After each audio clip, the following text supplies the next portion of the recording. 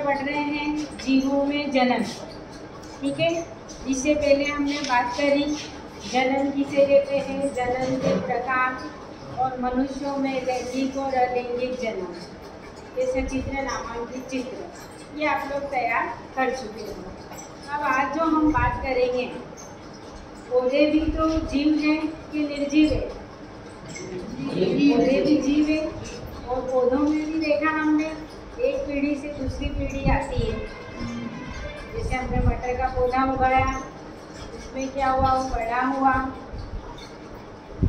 पुष्पन क्रिया हुई, फ्लावर आए, उसके बाद उनमें फली आई, फल बना, फल के अंदर छोटे छोटे दाने हैं, बीज हैं, सुखा लेंगे, उसको उगाएंगे तो अगली पीढ़ी आ जाएगी। मतलब पीढ़ी एकांतरण सिर्फ मनुष्यों या जानवरों में ही नहीं होता, पौधों में भी होता है। और जैसे जनन की क्रिया हम में हो रही है, तो जनन की क्रिया पौधों के अंदर भी होती है। उनमें वर्धी जनन भी होता है और अलैंगिक जनन भी होता है, ये हम देख चुके हैं। अब पौधों में लैंगिक जनन किसके द्वारा होता है, ये देखना है हम। अब आप बताओ, पौधों का जो जनन भाग है कौन सा है? जैसे मनुष्यों की बात करें तो हमें मालूम है ये मेल और फीमेल जनन अंग है और इनमें मेल और फीमेल बेबी का निर्माण होता है। क्या आप लोगों को पता है पौधों का जनन भाग कौन सा है? पौधों में जनन भाग कौन सा है? पौधों का जो रिप्रोडक्टिव पार्ट है, जनन भाग है, वो होता है फ्लावर, या जिसे आप क्या जानते हो पुष्प, या लोकल भाषा में हम कहते हैं उसको फूल। पहले फूल नहीं बोलना, क्या बोलेंगे अपन? पुष्प या फ्लावर। ठीक है, यानी पौधों के अंदर, सभी पौधों के अंदर जो रिप्रोडक्टिव पार्ट होता है वो होता है पुष्प। अब हम देखते हैं, सबने फ्लावर तो देखा ही है। अब अपनी इमेजिनेशन, अपनी कल्पना में जो फूल आपको अच्छा लगता है उसको याद करो, जो फ्लावर आपको पसंद है, क्या क्या भाग दिखाई दे रहे हैं आपको, इमेजिन करो, कल्पना करो उस फ्लावर के अंदर क्या क्या दिखता है। चलो बताओ पहले। डायरेक्ट पंखुड़ियाँ, हाँ ठीक है, पंखुड़ियाँ और है क्या? फूल लग रहा है उसकी टहनी, फूल लग रहा है वो टहनी, बिल्कुल ठीक। और डिजाइन डायरेक्ट दिख जाते हैं, उसके अंदर आ जाएंगे तो देखेंगे। ठीक है, और सर्दी होती है, ठीक, छोटे छोटे तंतु दिखते हैं। ठीक है, इसको नाम उसका तंतु ही मालूम है। और गोलाकार खुला हुआ भाग भी दिखता होगा। पुष्प के नीचे कुछ हरे रंग की रचनाएं भी नजर आती है। गुलाब का फूल देखा है, अब उसके बारे में सोचो। ठीक, अब देखो, क्या आप लोगों ने किसी पुष्प के अंदर जो मैं ये भाग लिख रही हूँ ये देखे हैं? पहले हम उनकी बात करते हैं। पुष्प ग्रंथ, इसको आप अभी तक क्या बोलते हैं? आप डंठल ग्रंथ बोलते हैं। पुष्प के नीचे की जो डंडी जिससे अपन उसको पकड़ते हैं वो क्या कहलाता है? पुष्प ग्रंथ। जिन पुष्प में उपस्थित होता है वो ग्रंथि पुष्प, जिनमें अनुपस्थित होता है वो अग्रंथि पुष्प। ठीक, अब आगे आते हैं पर एक आता है, इंग्लिश में कहते हैं इसको थैलेमस, या इसको हम कहते हैं पुष्पासन। यानी पुष्प के जितने भी भाग हैं वो सभी भाग इसी से जुड़े रहते हैं या यहीं से निकलते हैं। जैसे आसन, पुष्प के सभी भाग यहीं से उत्पन्न होते हैं, इसीलिए इसको क्या कहा गया? पुष्पासन। यानी मुख्य आधारी भाग होता है पुष्प का। ठीक, इसके बाद आप दिमाग में गुलाब का फूल ही रखना। ठीक, अब देखिए उसमें आपको कुछ हरे रंग की रचनाएं नजर आती हैं। रंगीन रचनाओं के नीचे छोटी छोटी पत्तियां नहीं, फूल के नीचे की तरफ कुछ हरी जो कली का अवस्था में उसको ढके हुए रहती है। अब बेटा उनको क्या कहते हैं, नाम मालूम है? उनको कहते हैं बाह्य दल, या हमको इंग्लिश नाम याद रखना है, हिंदी नाम नहीं याद रखना है। उसको हम क्या कहते हैं, क्या कहते हैं? कैलिक्स। ठीक, इसके बाद क्या होती है, कलरफुल पंखुड़ियाँ जिसको कहते हैं अपन, रंगीन पंखुड़ियाँ। ये जो बाह्य दल है ये हमेशा कैसे होते हैं, हरे। पंखुड़ियाँ जिसे हम कह रहे हैं वो हमेशा कैसी होगी, रंगीन, और जिनमें रंग नहीं होगा वो कैसी होगी, सफ़ेद। ठीक है, अब देखो इस रंगीन भाग को क्या कहते हैं, आप हिंदी में कहोगे इसको दलपुंज, या हम इंग्लिश में कहेंगे इसको क्या कहेंगे, करोला। ठीक है, अब अगला जो भाग होता है पुष्प का, अगला जो भाग होता है पुष्प का वो होता है मेल भाग। ठीक, ये मेल भाग कहलाता है, शुद्ध हिंदी में कहते हैं पुमंग, लेकिन आप क्या याद रखोगे, इंग्लिश टर्म, ये इंग्लिश टर्म होगी यहाँ पर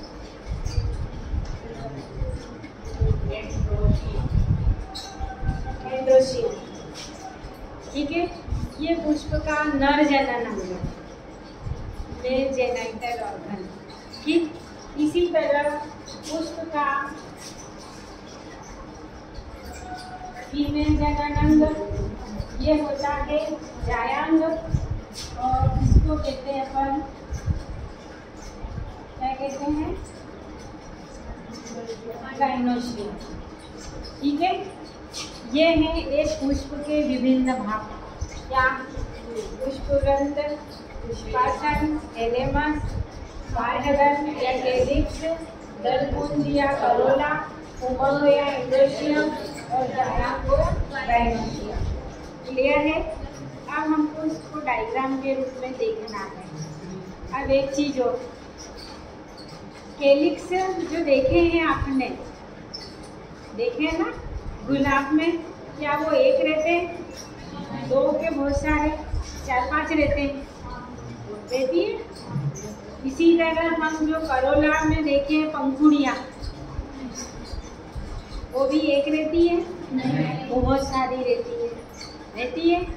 इसी तरह एंड्रोशियम और गाइनोशियम भी अंदर एक एक नहीं रहते, किसी में एक भी हो सकते हैं, किसी में असंख्य भी हो सकते हैं। मतलब कहीं ना कहीं उनकी इकाई होगी। जैसे हमारी चेन है, कोई चेन पूरी एक साथ बनी क्या, छोटी छोटी कड़ियों की मिलकर बनी। अरे हम बात करते हैं नेफ्रॉन की, किडनी की संरचनात्मक इकाई क्या थी, नेफ्रॉन। असंख्य नेफ्रॉन ने मिलकर कितनी बनाई, इकाई। इसी तरह इन सब की भी इकाई होती है। जैसे सभी को तो एक साथ अपन क्या कहेंगे, कैलिक्स, लेकिन एक एक पत्ती की बात करेंगे अपन, जो गुलाब की पंखुड़ियों के नीचे आपको दिखाई देगी, वो क्या कहलाएगी, क्या कहलाएगी, सीकल। ठीक, इसी तरह बहुत सारी पंखुड़ियाँ हैं, लेकिन हम एक की बात करेंगे तो उसकी इकाई क्या होगी, ईटल।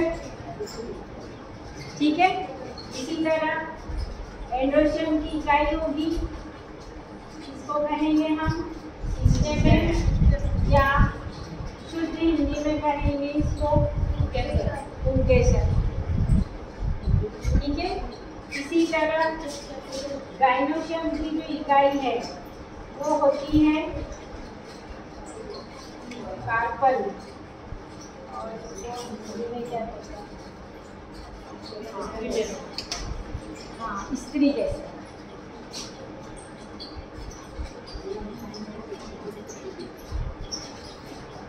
ये चीज समझ में आई बेटा? ये याद है तो आप चित्र बहुत आराम से बना सकते हैं। कोई डाउट? नोट कर लिया? अब किसी को हम डायग्रामेटिकली देखेंगे।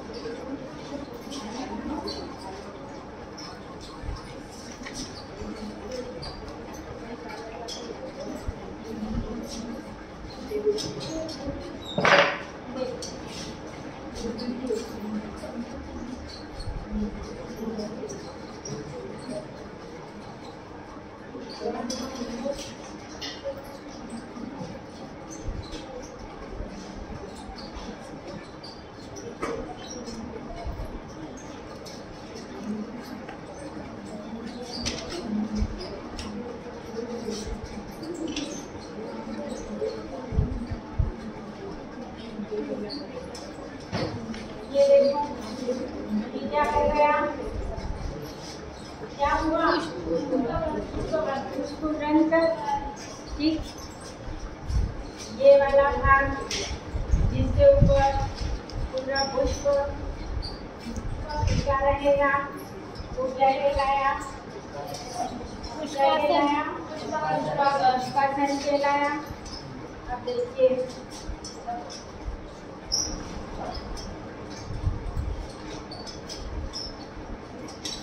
ड्राइंग जैसी मैं बना रही हूँ, मुझे बुलाया कि ड्राइंग बहुत अच्छी है।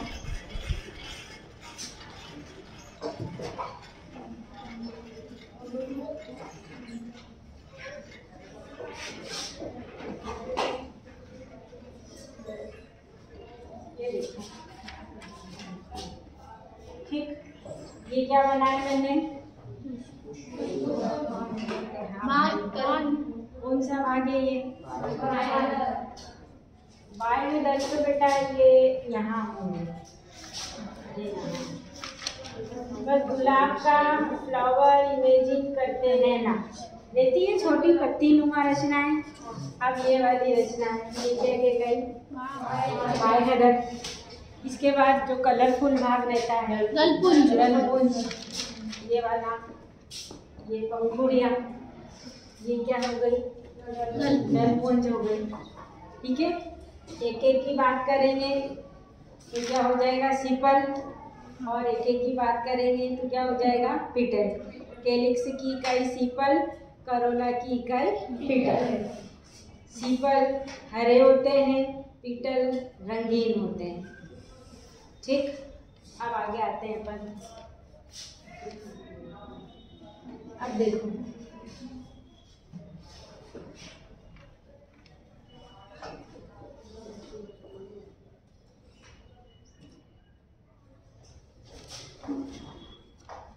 ये देखो, देखा?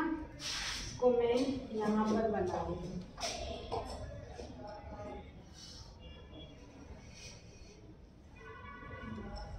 आपको ये साया बनाया है। ठीक, अब इसी तरह एक और रचना बना रही हूँ मैं। देखिए आप,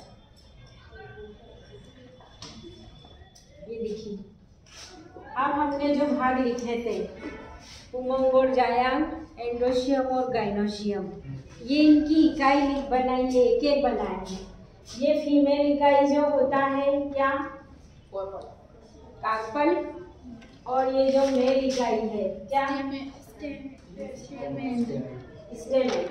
आज देखेंगे हम, आप लैब में आओगे ना तो प्रैक्टिकल में ये चीज समझ में आई। अब देखो, इसके भी 3 भाग होंगे, इसके भी 3 भाग होंगे। अब ये वाला जो भाग है ये कहलाता है एंथर। हिंदी में कहते हैं इसको परागकोश। क्या कहते हैं? परागकोश। और इसी के अंदर गोलाकार रचनाओं का निर्माण होता है जो क्या कहलाते हैं? परागकण या पोलन ग्रेन। ठीक, इसके बाद ये वाला भाग और ये वाला भाग ये कहलाता है कनेक्टिव। क्या कहलाता है? जो दो चीजों को जोड़ता है, तो जो इसको और इसको जोड़ रहा है वो कनेक्टिव हो गया। और ये जो लंबी धागे नुमा रचना है जिसको हम तंतु कह रहे हैं, इसको हम इंग्लिश में क्या कहते हैं? फिलामेंट। यानी एक स्टेमेन के अंदर 3 भाग होते हैं। ये बेटा इधर देख लो, एंथर, कनेक्टिव और फिलामेंट। और एंथर परागकोश के अंदर ही परागकणों का निर्माण होता है, जो आगे चलकर मेल गैमीट के रूप में, नर युग्मक के रूप में कार्य करते हैं। ठीक इसी तरीके से जो फीमेल भाग है हमारा, ये कार्पल है, इसकी 3 भाग होते हैं। ऊपर वाला भाग होता है स्टिग्मा, ये वाला भाग कहलाता है स्टाइल, और ये वाला भाग क्या कहलाता है?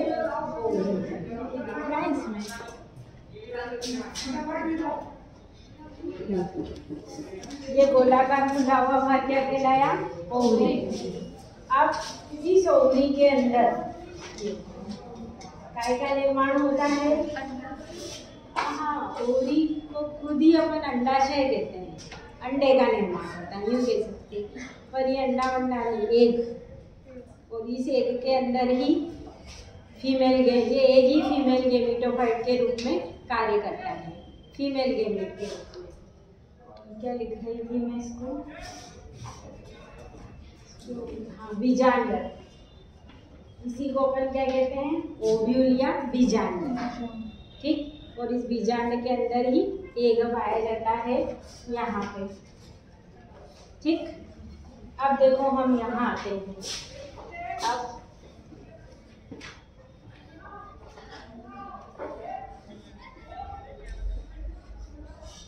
ये देख पा रहे हैं, ये है आपका एक प्रारूपिक पुष्प की संरचना।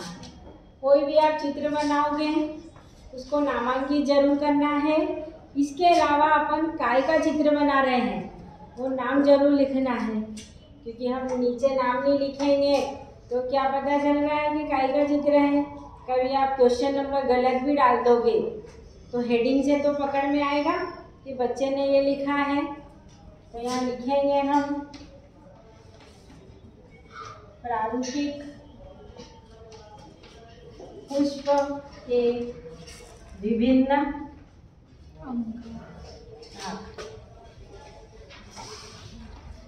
ये सारे बनाए हमने। सबसे पहला भाग क्या है? पुष्पवृंत, फिर पुष्पासन, फिर बाह्यदल या कैलिक्स, इसकी इकाई होती है सीपल। फिर ये कलरफुल भाग पंखुड़ियाँ, पिटल्स कहते हैं, या सामूहिक रूप से करोला कहा जाता है। फिर पुष्प का मेल भाग, इस पुष्प में हमने 4 बनाए हैं, ये हो जाएगा, क्या कहलाएंगे ये? स्टेमेन। और ये वाला भाग क्या कहलाएगा? कार्पल। सभी स्टेमेन आपस में मिलकर क्या कहलाते हैं? एंड्रोशियम। और कार्पल आपस में समूह में होते हैं तो वो एक साथ क्या कहा जाता है? गाइनोशियम। कोई डाउट इसमें? स्टेमेन 3 भागों में बटा रहता है, एंथर, कनेक्टिव और फिलामेंट। एंथर के अंदर परागकण का निर्माण होता है जो आगे चलकर मेल गैमीट के रूप में कार्य करते हैं। फिर इस कार्पल भी 3 भागों में बना रहता है, स्टिग्मा, स्टाइल और ओवरी। हिंदी में कहते हैं इसको वर्तिकाग्र, वर्तिका और अंडाशय। और अंडाशय के अंदर ही ओव्यूल या बीजांड पाया जाता है, और इसी में आगे चलकर क्या होता है? निषेचन। कोई डाउट? ये प्रश्न आपको बहुत अच्छे से करना है, और आज आप लैब में भी आना तो ये प्रैक्टिकल भी करके देखेंगे। ठीक है?